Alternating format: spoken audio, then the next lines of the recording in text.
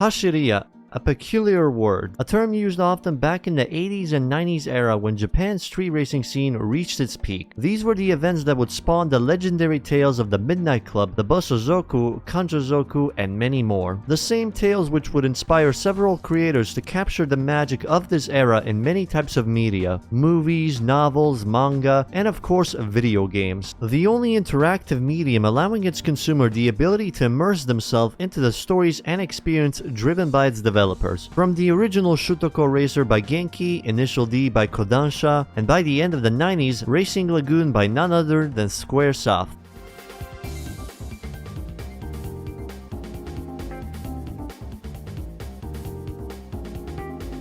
While not necessarily Squaresoft's first rodeo within the racing genre, Racing Lagoon was unique due to the design choices it would make by comparison to every other racing game at the time. Entirely focused on the illegal street racing scene of Japan and mostly inspired by the events which had transpired from the last 2 decades. Thus, the game would utilize more of Square's experience with the serious side of its flagship, Final Fantasy series, to set the tone of the game. Released in the year of 1999 exclusively for the PlayStation 1, Racing Lagoon would bring more than just simple racing into the scene with an injection of RPG elements. Even though the game received mixed reviews, it would still go on to sell 140,000 copies despite only being sold exclusively in Japan. But thanks to a dedicated fan base, it has finally received the fan translation treatment in 2021, allowing us non-Japanese plebs to experience this game and its interesting story at its full potential. As the gameplay goes, this title provides a familiar handling model as something along the lines of Ridge Racer, with high-speed focus and the capability to drift around corners at insane speeds. Of course, the biggest difference here is the lack of on-rails drifting, putting both the skill floor and ceiling somewhat higher, especially with how much collision stopped players dead in their tracks. It's certainly something that needs getting used to. While this tutorial race features 8 drivers, in reality we're only racing against 2. Our buddy Kenzo in his blue and yellow Civic, and our main rival Keisuke in his Honda Integra. Pay attention to the UI on the right, as this will be the main indication of who's our true rival. As long as we finish ahead of them, the game will consider the race ended in a win. But regardless of the result, the story will continue. Although there is something worthwhile about finishing ahead of Keisuke, a major aspect separating this game from a lot of the other racing games even 25 years later. The only game by far to encourage bringing out that inner Romanian we all have inside of us. Essentially, after winning in most races, we are rewarded with RP currency and most importantly, 1 part from the rival of our choosing. Do note, these yoinking sessions aren't exactly free. There's 2 currencies to watch out for, the RP and yen. The latter is used for purchases on any of the game's shops, while the former will be expanded to take away parts from opponents. So while it may be tempting, taking Keisuke's engine, chassis, or bodywork is out of the picture for now. This will end the prologue and tutorial, entering us into Night 1,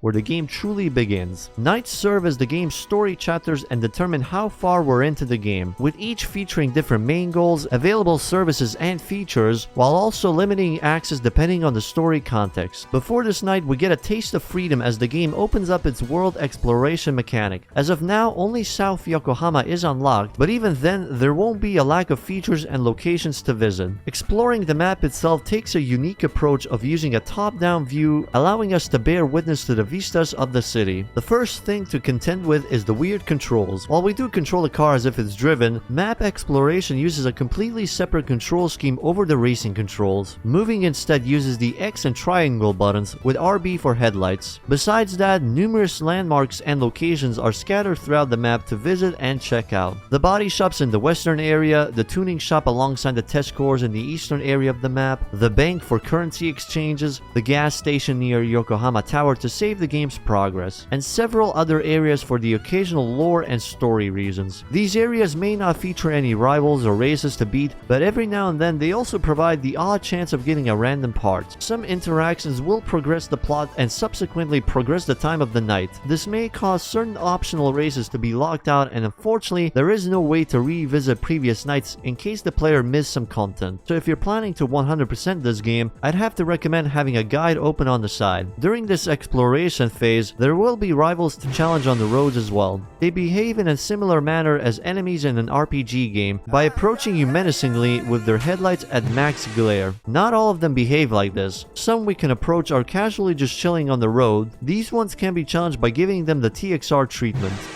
Once a battle is commenced, this will trigger what the game likes to call a Taiman battle or a 1v1 race. The track will always change depending on the player's current location when the race commences. For example, starting races near Bay Lagoon Wharf will always start the race around the Bay Area circuit or the road surrounding Chinatown if the races start close within that area. Winning these races will provide the exact same reward as beating Keisuke back in Prologue, and these races will be the main way to grind out RP, although there is a timely alternative which I'll mention later. But first, let's take a detour and talk about part levels and the loot system. We don't drive more than one car in a sense. Instead, every single bit of the car is replaceable, separated into 3 different sections with engine, chassis, and bodywork. Each of these major parts will play a role on how the car performs, and further customization with the minor parts provide further changes, making it entirely up to the player what they want to focus on. There's 2 ways to earn these parts. The first by utilizing the parts shops scattered throughout the different maps. The alternative method is to win those parts. This can be done from either the unofficial races or just yoinking them off some random racer on the road. All 3 major parts can be leveled up, increasing the amount of slots for even more upgrade installations. Engine, being the heart and lung of the machine, gets most of the performance parts, revolving around balancing speed and acceleration. Chassis determines the car's drivetrain with upgrades to alter the transmission, changing rims, tires, suspension, brakes, steering wheel, and weight reduction. Body, meanwhile, determines the car's shape, with slots for body kits, paint, decals, spoilers, seats, and even more weight reduction. Most of these parts have some significant value for builds, such as how rims and different seats offer different scales of weight reduction. Engine parts can be mixed and matched for different tuning effects to suit the different tracks the game provides. Every time a race is finished, 1 point of XP is awarded to all 3 parts. This is acquired regardless if we win or lose, although it's best to avoid losing, especially during time battles, as opponents are allowed to snatch our own parts. But speaking of loot, these rewards will ramp up depending on progression.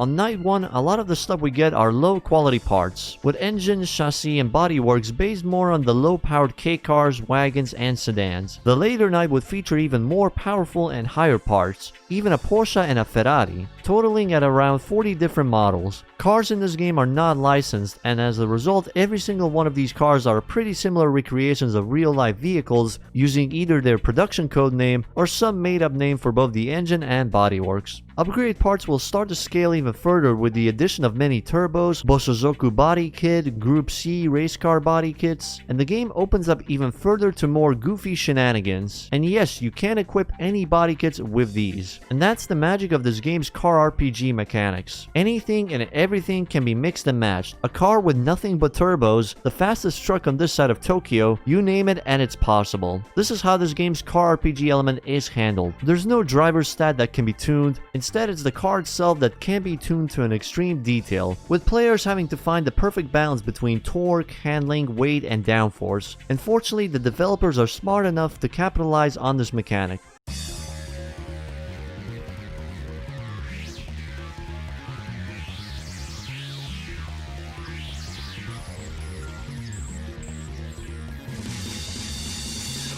Unofficial races is what this game likes to call specific challenge races. They come in many variations and criteria, with the earliest featuring the Lagoon Bay circuits and the Chinatown drag races. But the later ones introduced will include something along the lines of a closed track tarmac and dirt racing, gymkhanas, toge racing, straight line drag races, and what the game would call the chicken races. Each one of these will usually be introduced via story events first, usually allowing players to loot the opponents, with the circuit races being the most simple. The challenge, of course, will depend on how good the players are at dodging the AI and simply mastery of both the handling and tracks. With the challenges requiring players to limit their power, it is likely some close racing will happen, especially in the lower power classifications. On the other hand, when the requirements are the drivetrain, it wouldn't stop the player from bringing in what is essentially a rocket-powered front-wheel drive starlet. So while I would consider these to be the most lenient requirements, at the very least they still push players to experiment with different drivetrains. On a side note, drivetrain doesn't simply change the way the car handles, but also how the bodywork would shape. For example, an MR version of any car would cut down its back passenger seat to reserve space for the engine, causing them to look like this. And this rule also applies to other drivetrains as well. An FR wagon will look completely different from its FF or all-wheel drive variant, with more curves on its backside.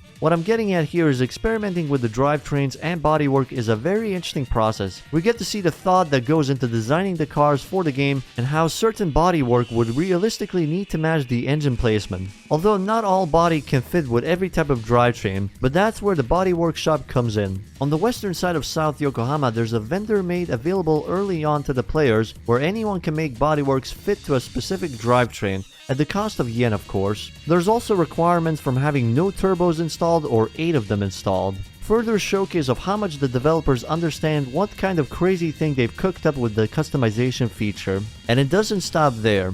Over in the middle side of South Yokohama, where a female-only squad usually hangs out, they run in small sleeper wagons to accommodate the Chinatown's narrow roads. While there's only 2 races considered as the unofficial ones, the challenges of the Chinatown drag falls under balancing power and handling, as the narrow roads mixed with the sharp 90-degree angle turns require either a mastery of the game's drift mechanic or using smaller cars to make things easier. It's simple but still requires some mastery of the handling. It might seem simple at first, but when the crew leader appears, you better be prepared for it. Fucking hell, what the hell is that? Oh my god, that would have been so good. Oh, got it.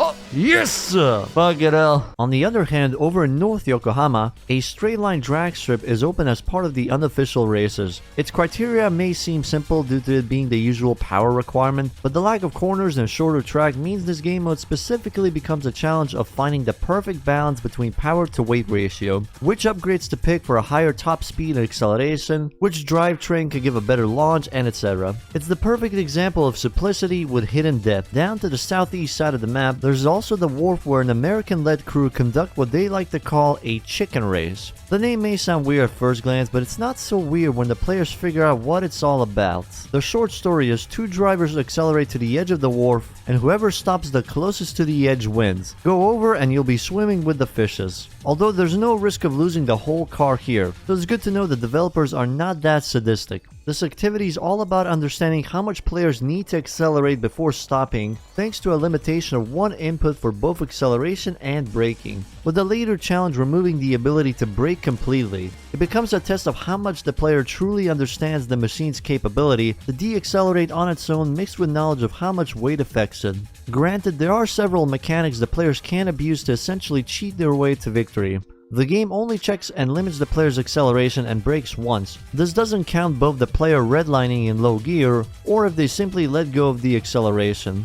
But if road circuits, drags, on-track races, and sleeping with the fishes aren't much of your taste, consider the Hakon Toge races. The game features toge races and they are quite extreme thanks to the fast-paced handling. Plus, to accommodate, the roads are wider than what's normally seen out of Hakone. Without any modifiers, the race itself challenges the player's understanding of the game's handling to its limits, with the amount of turns and slopes to deal with. With modifiers, it becomes an even further test of skill. The challenges here can require simple no brakes whatsoever, requiring mastery of throttle control, but then there's also the reversed camera challenge, requiring a ton of memorization of the toge layout, and the heavyweight challenge simulating the perfect experience of becoming an underpaid delivery driver. But if toge doesn't suit you as well, then there's also the budget TXR experience with the C1 loop races. Weirdly enough, the design of the highway is the opposite of Hakone, with a lot more narrow paths. Granted, this gives the challenge for players to create the fastest possible monster they can come up with enough handling to still make it controllable enough for weaving through the narrow paths. The other option is to do the Yokohama to Setagaya highway races, which is a lot more straightforward with a lot less corners to deal with. Speaking of narrow paths, here's a Gymkhana event. This is possibly the hardest mode in the game due to the weird way handbrakes work, but as long as anyone can create a car that can turn through the narrow paths at low speeds, then this shouldn't be a problem. Every single one of these unofficial races will provide fixed rewards. The most basic and most common will be the yen currency, but others may provide specific parts. The majority will also have the get rewards feature disabled, meaning looting opponents is not allowed, which is also a positive for the players if you have skill issues and lose the races. Throughout the several nights or chapters, during an exploration phase, we might also run into special races hosted by the random racers throughout the maps of Yokohama and Hakone. They may feature unique challenges like having to switch cars with each other, using a preset car setting, but the majority will be the simple straight normal racing with no effects. The best thing about these races will be the unique and rare parts we can scavenge from our victims. However, the developers seem to pay heed to the idea that some of these rivals may have a collection of overpowered parts, so we're only allowed to challenge them once, making snatching their part into this very tense moment of constantly guessing which one is the most useful for the unforeseen future. All of these races, unique activities, and their challenges will be introduced to the player by story progression, sort of in a method of batches, as some races are only available once their respective map is open. Speaking of which, what is this so-called high-speed driving RPG anyways?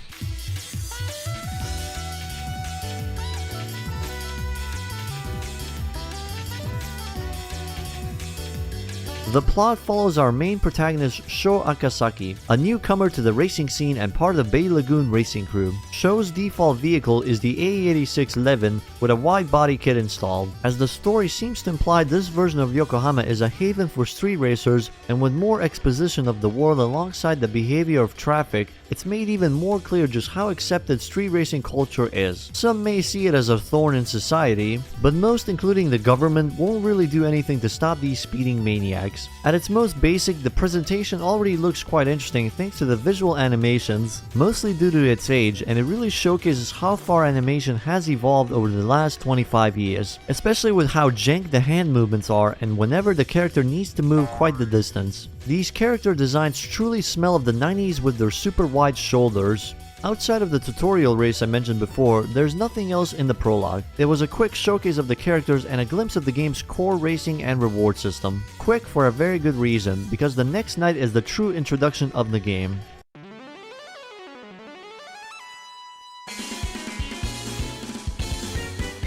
Career progression is tied by the number of nights passed, serving as story chapters with some short detours simply titled as interlude or midnights, and every night a selection of races and rivals will be scattered throughout the map. Some interactions will progress the plot and subsequently progress the time of night, and as I mentioned before, this may cause certain optional races or side stories to be locked out entirely. This chapter serves as the tutorial for world exploration, with a breathing room for getting the hang of the game's general loop, and being the first night, there will be hints on where to go for story progression. A race with Kenzo against some Night Racers crew members in the graveyard area, followed up by chasing after Keisuke around town, and a race with a special condition. This race specifically has a game over condition if the player fails to overtake Keisuke by lap 2, as Keisuke will be given a head start to sort of emulate a chase sequence. While not hard, anyone still not adapted to the game's handling may constantly crash and end up seeing this game over screen quite often. And this being the first night, there's not really much to grind for big improvements in performance. At best, only small upgrades by the incremental parts, putting much pressure for players to actually master the game's handling model.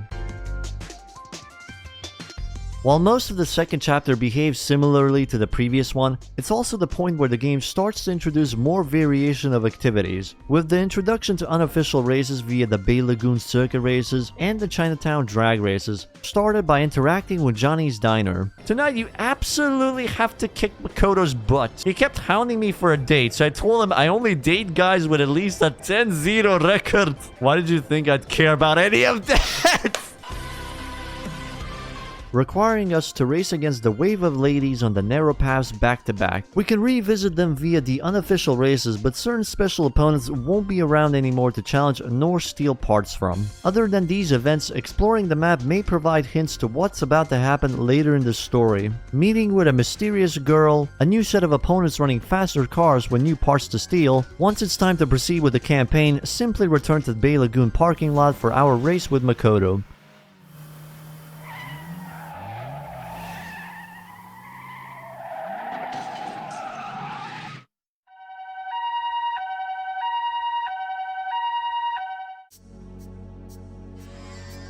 A day after the crash, everybody is in a somber mood. This chapter is interesting for several reasons. It's where a lot of interactions with almost every character happens and allows their character writing to shine. We get to witness how each character reacts to the horrifying sight of street racing, how they cope with it, and the other reason is due to this being one of the shortest chapters in the game. There is no mandatory story race to compete in. The only requirement is to visit the crash site next to the starting point and immediately go to the graveyard so we can meet up with Iki. But that means we are missing out on a lot of side activities, most of which provide a lot of good loot, such as the race against Keisuke and Shinsuke, the follow-up to the drag races, more wager events, and some new unofficial race events. So while it's short, this chapter still provides enough avenues for gameplay, and the brief respite would be in service for what's coming next.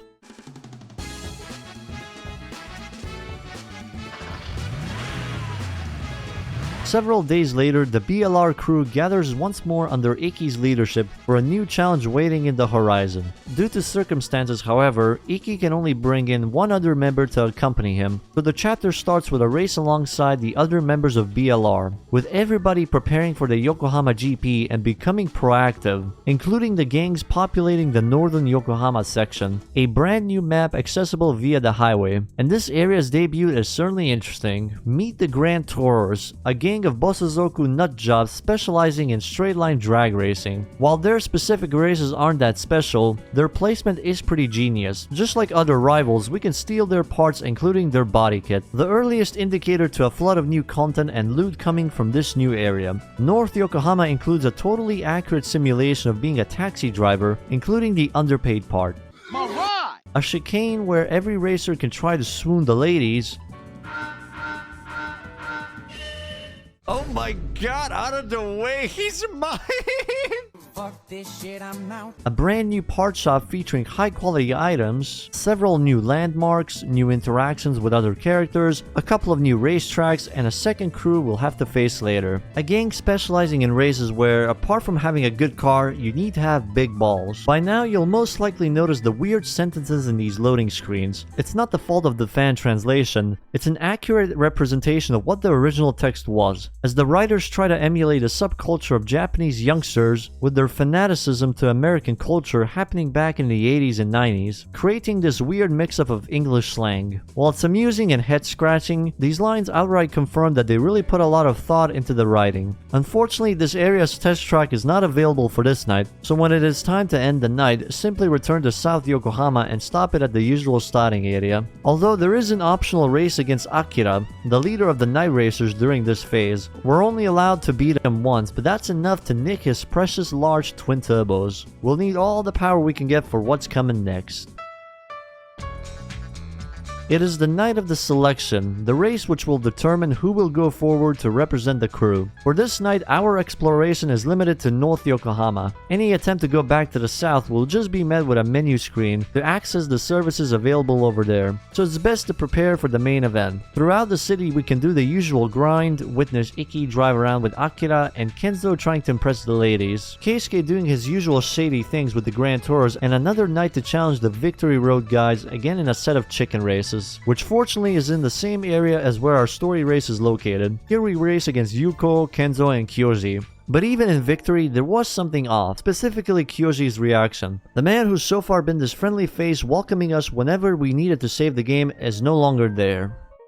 The night before the GP, qualifying is filled with anxiety, with a major event happening the next day, and to top it off, an acquaintance going haywire. We get the chance to witness every other crew's selection for their GP representatives, either as a spectator or even joining in the races for extra cash in the process. Both South and North Yokohama are available for this night, which allows us to catch Kenzo once again trying to get some ladies in his passenger seat. But now we also get to challenge Freddie Roberts, the elusive leader of Victory Road, alongside Keisuke, who now runs a car called Cancer, just like the leader of the Gran Tours. In the end, the search for Kyoji was fruitless. No one at his workplace has seen him since the previous chapter, until a mysterious blue wide-body car sped around the Bay Lagoon street course with an unknown driver to boot. But then it was clear who it was, now filled with apathy, claiming to have been hearing voices in his head. Try as he might, Sho wouldn't be able to stop him, and Kyoji would disappear into the night once more.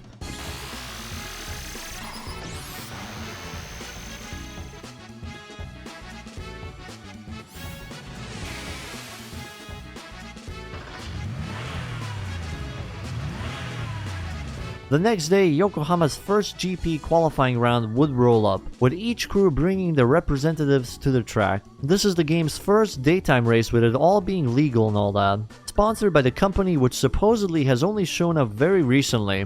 Some players may notice their parts are used by Keisuke back during the third night. The race itself is a challenging 3-lap race around the streets of Yokohama with sharp turns in every corner and 5 other racers populating the track, each being the leaders of their own respective crews, including a newly introduced Wangan Gale crew in the mix. While this proved to be quite the challenge, luckily the game only required us to finish in second place at minimum. Celebrations would have to be short-lived as it wouldn't last long until news broke out of both Kyoji's and Makoto's death. This chapter is quite possibly one of the most memorable scenes in any racing game I've ever played. It's absurdly rare for any racing game story to showcase death and the consequences of street racing while also showcasing the cultural strength of Japan's street racing scene, setting up Racing Lagoon as one, if not the best story in any racing game even after 25 years later.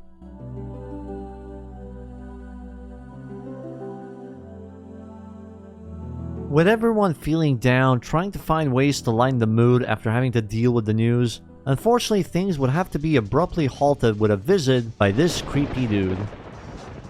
Spirits be gone from this house. A member of the Hakone Drift Dancer, coming in to challenge BLR in a single race on the highway. This chapter isn't that long. There is no map exploration mechanic whatsoever. Any necessary changes will have to be made from this menu selection. The race itself is a simple highway race with not many corners to deal with, and despite the rain that's supposedly happening, there is no significant change in handling. Most likely due to the fact that this game had no such thing as weather conditions implemented for the gameplay sections. After the race, an invitation to Hakone addressed to Iki is given to show, prompting Iki to finally explain about his past as part of the Hakone Drift Dancers, why he left and why he would finally have to deal with his past once more. And so the next chapter opens up with a group road trip to Hakone. Chapter 8 starts and ends with Hakone. We can't go back to Yokohama, putting the spotlight exclusively on Hakone and its racing community. This area is split into 3 specific roads from the entrance. Left will lead to the road mainly used for racing by many other crews, and eventually leads to the parking area for story progression. The right road will lead to the hot springs area with a lot more leisure drivers and racers roaming around the area. This is also the road where players can see Kenzo's troubles with a member of the Hakone Drift Dancer. While you can intervene and help Kenzo out, the menace will return and harass him again regardless. In other circumstances, this would be a pretty cool way to farm drift parts, but unfortunately other racers scouring the map also exist with way better parts. But then we have the final road, the middle line. This line is off limits for racers. Rivals will never have their blinkers on in this road, so if a player's goal is to visit the top of the mountain, this would be the perfect road to travel through.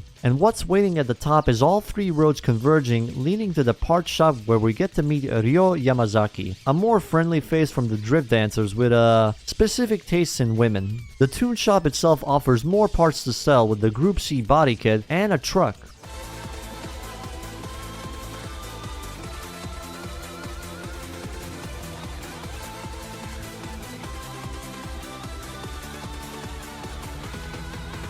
Once we're done sightseeing, the main story race can be started over at the Hashiriya Holy Place. A crew battle between BLR and the Drift Dancers. Sho is tasked to race alongside Iki against the rival crew, and depending on where you finish, the following opponent will change. Meanwhile, Iki finally gets his rematch against his old friend Miharu and manages to win, prompting Iki to go look for his former mentor Manabu Oda. Midnight 8 is an extension of the previous chapter. It's generally short with a lot of similar mechanics introduced from Night 8. Unofficial races open up in Hakone, as well with their unique challenges during this subchapter. By visiting the tuning shop, we also get to race Kuniteru Takahashi, the owner of the shop, with his brown classic Fairlady Z. Similar to Akira in Night 4, the opportunity to challenge and steal his parts is only available once, as he'll oblige with the advances but will not provide the get reward screen after. At the bottom we see Kenzo once again getting cornered by the Drift Dancers, with the option to intervene and join their race. Winning the first race will prompt a follow-up race against Ryo.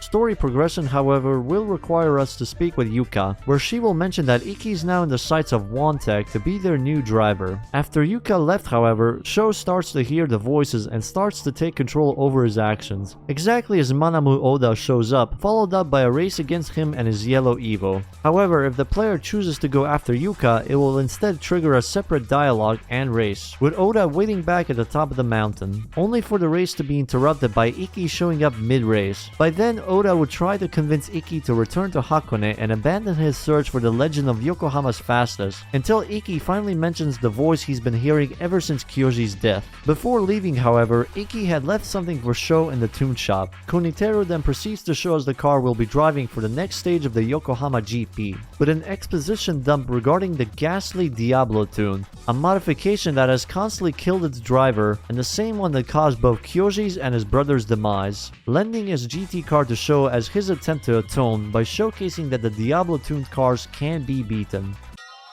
Which brings us to the next phase of the Yokohama GP. This race is extra challenging for two reasons: a much faster set of opponents and the fact that you're running a loaned car. Most might think this GT car is fast enough, but its performance is actually lower than the player's own car, assuming they've been collecting a lot of good parts from the previous chapters. Fortunately, the only requirement here is the similar second place finish. But just like last time, the celebrations had to be cut short, with Sho blacking out and awakening sometime after for a race against Iki, one which would end in a repeat disaster.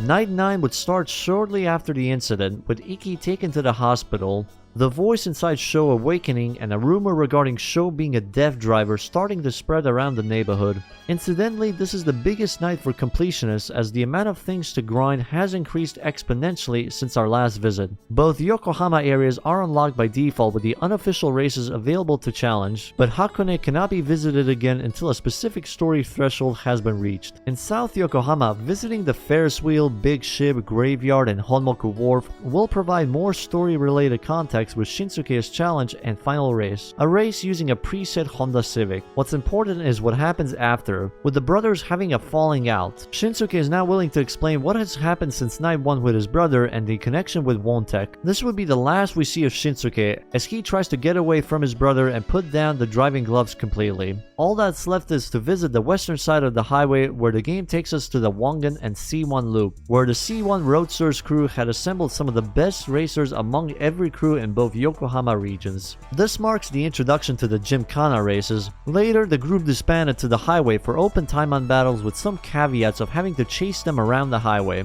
And as much as we wanted to steal Keisuke's pots again, he's completely unavailable to race. This area introduces even higher powered parts from the Ferrari, Porsche, and NSX. The last thing we gotta do is visit Hakone for a heart-to-heart with Kuniteru once more, revealing that Wontek representatives had visited him the night after the GP, with an interrogation about the GT car he lent to Sho for the race, with a bit more wisdom from his past and regrets. While we wait for Oda to come in with some explanations, we can probably spend our time around Hakone's unofficial races. It appears Ryo and the Drift Dancers are currently occupied with a blondie from Yokohama. It's none other than Akira, who for once decided he doesn't need to constantly chase after Iki to become the fastest. The loss of Makoto hitting him the hardest, and having a chill drive with Sho as they deepen their relationship. His true goal, however, is to discover what had truly happened with Makoto's and Iki's accidents, leading him to the same direction. And finally, the penultimate race against Miharu and Oda, understanding more about them. Oda's flight and limited lifespan made him push his limits as a racer to the point of making him into a monster, one who couldn't care less about anything else. With one final message: head north towards Hokkaido.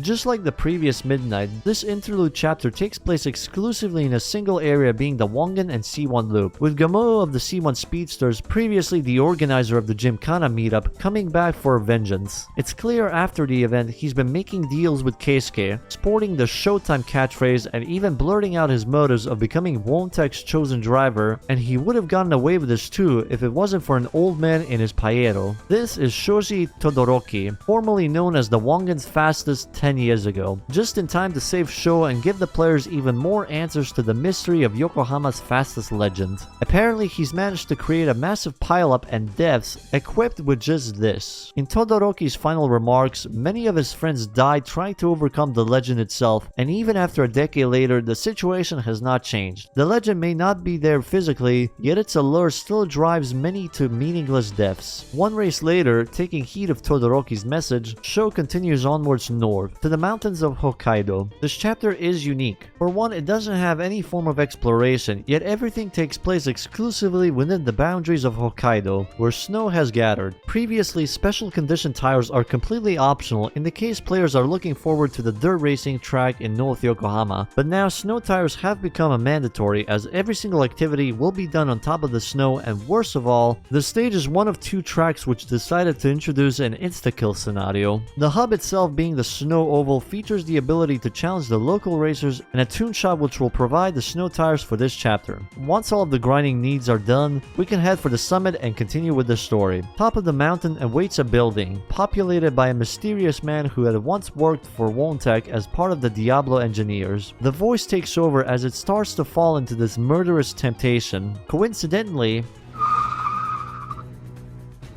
and a race downhill ensued. This is the race with the insta-kill mechanic. Certain areas of the map do not have barriers, allowing players to barrel down the mountain. Instead of resetting the players, however, falling into these pitfalls will send anyone into a game over screen, prompting a race retry. This implementation is odd because, as I mentioned earlier, this is one of two stages that inhibits these kinds of hazards. It's as if the developers are trying to ramp up the intensity of these main story races, but it kind of becomes questionable as we'll see later. Despite the escape attempt, however, the old man would be cornered by the Diablo 2 assailants, none other than the Wontech mooks coming in to clean any loose ends. While the circumstances are bad, there is a silver lining. Before the chase had begun, the man had handed Sho a disc pertaining to the secrets of Diablo. At the very least, Sho has something in his possession that could help him get closer to understanding this big mystery that has wrapped his life and his friends in what could be described as hell. On his way back, Sho was halted by yet another Diablo 2 Zeta, and with them are two bizarre individuals with the generic JRPG villain look. Their purpose here is to confiscate the disc given to Sho. Despite his protest, he was left powerless and outnumbered by the Wontech officials, leaving him with only a silver of a clue, a bait by Wontech themselves, the creatively named Darkness GP.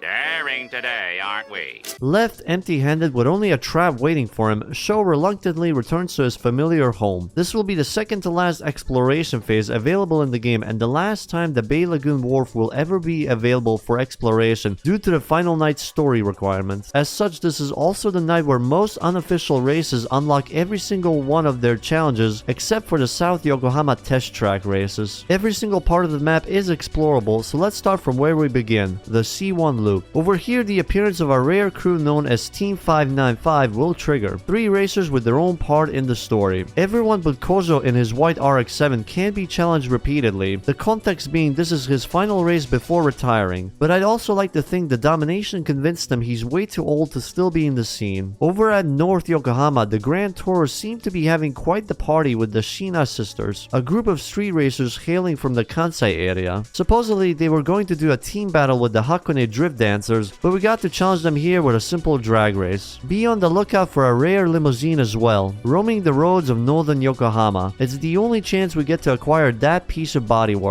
There's a lot more optional interactions happening for small details regarding what each character and crew are up to for the night. But to progress, we need to visit South Yokohama's test track, where Wontech awaits with their so-called Darkness GP qualifiers, a simple set of races against 3 members. The Darkness GP behaves in a similar manner to the Yokohama GP, utilizing the same track with less but arguably faster opponents. First place finish requirement and having to deal with this narrow winding track with a much faster machine. The reward is completely worth the hassle. 3 million yen and the exclusively available Diablo Arrow, a much more menacing modification to the Group C Arrow, and just like the rest, it is applicable to every single usable bodywork in the game. Followed up with a scene containing my 2 favorite clowns offering to give Sho the contents contained inside the disc they previously confiscated. Unfortunately, the voice decided there's too much yapping and forced Sho into a time-on battle with the recently appeared Diablo Zeta, another simple 3-lap event, the only place to acquire the Diablo paint job to complete the full Diablo look. After the race, the driver of the Diablo Zeta is revealed to be Iki, who somehow has already recovered from his crash which only happened 2 days ago, seemingly told by his schizophrenia to erase Sho. At the same time, the voice inside Sho has finally decided it's time to come clean. He and Sho were the fastest legend 10 years ago.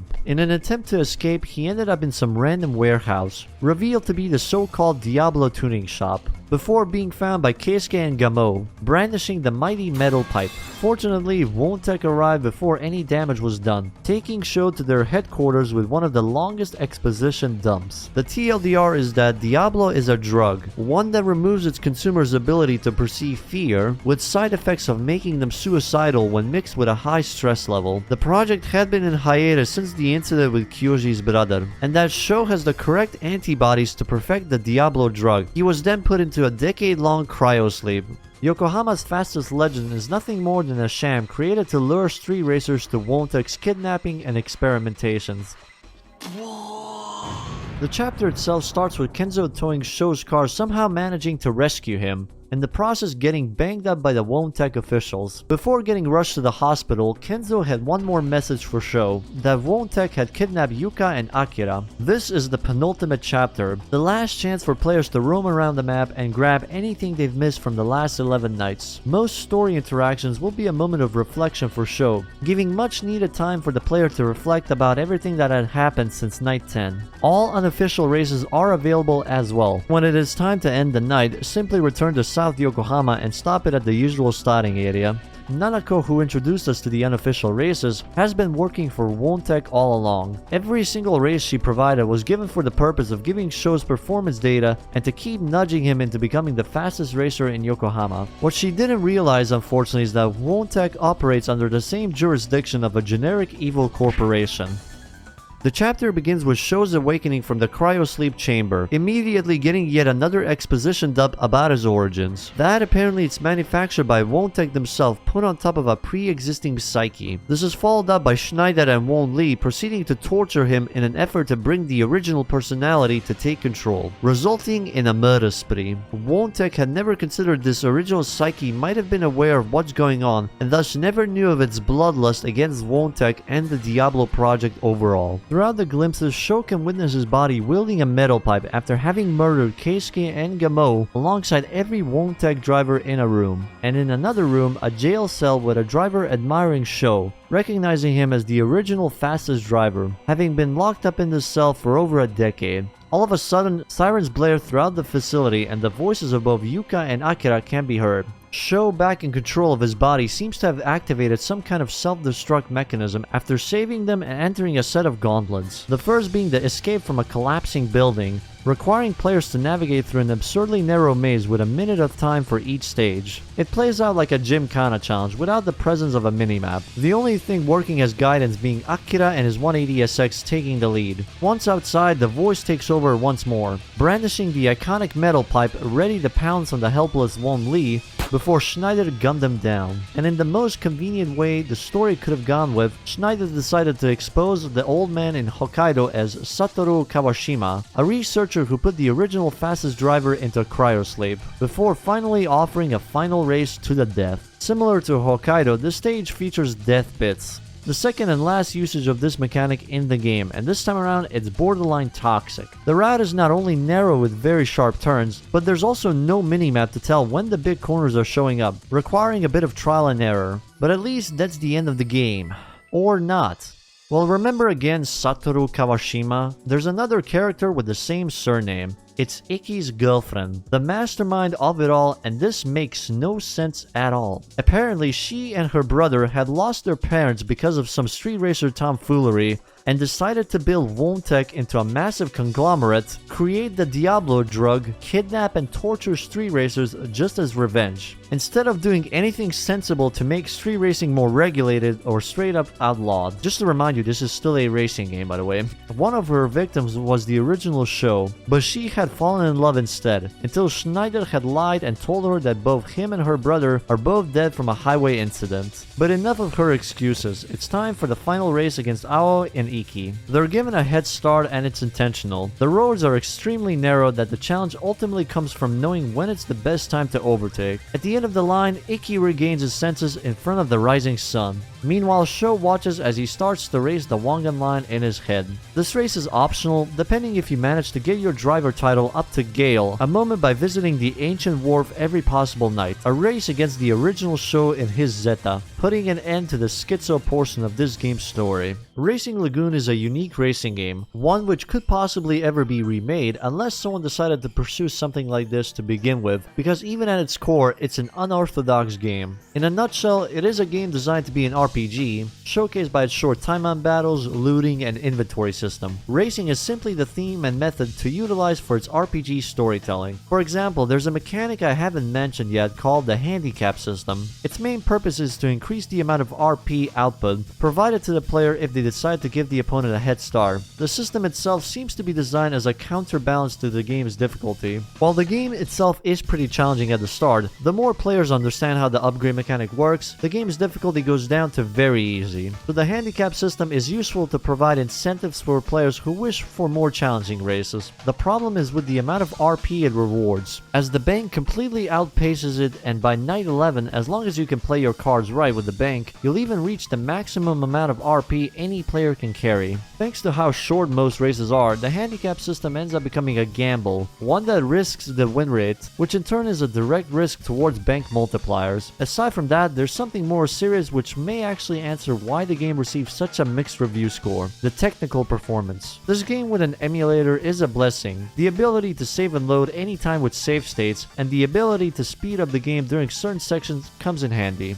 Without those features, however, I can see the game becoming a very tedious slog, as the only ability to save is locked within the gas stations. There's always the risk of running into a ton of random traffic on the way, and once you reach there, there's this animation where the whole game goes down to 15 FPS, a bit of load time, and then you get to save the game. Once it's just annoying, but since this game likes to play around with win rates and having AI capable of stealing our parts, then any attempt at save scumming just becomes an abhorrent, tedious endeavor, spread throughout 12 long nights. And while I have many issues with the game's second half of the story, it ultimately comes down to the whiplash compared to the first half. As it stands, Racing Lagoon's story, even without any of the fantasy sci-fi shit, was already one of the most unique stories made and written for a racing game. If you disagree, name me one title from the last 25 years which has managed to showcase the awe-inspiring beauty of Japan's exotic street racing scene, from the Bosozoku cultures, toge racing, and the highway street racing scene, while at the same time not being afraid to showcase the dangers of being a street racer, the risk of going way too far for the pursuit of simply being faster, leading to not just a single person's death, but likely the downfall of people close to you or a large portion of the community. Case in point, there's not a single game that came close to this, and there most likely never will be. But then there's the second half of the story,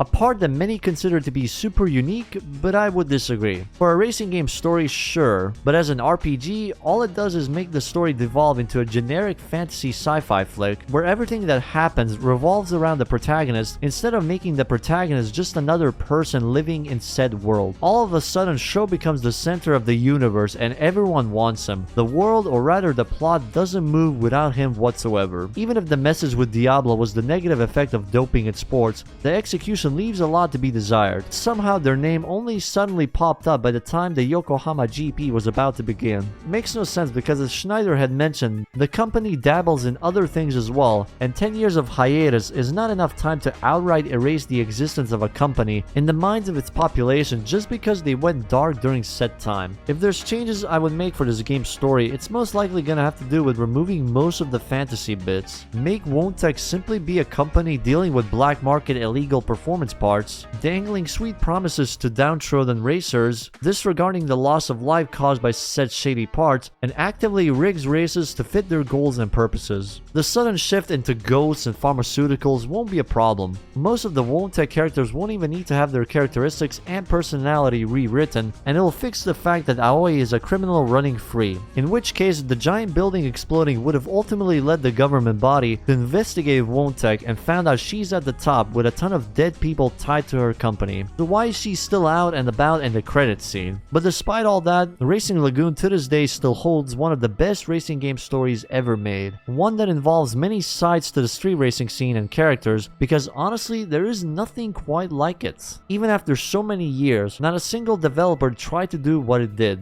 What is arguably the best iteration of a car RPG ever made. I'm glad and grateful to its passionate fanbase to have given the game a second win of life with the translation mod. I would happily recommend this game to any diehard fan of the Japanese street racing culture, or any fan of racing games. It's genuinely a once-in-a-lifetime experience, the kind we'll probably never see ever again.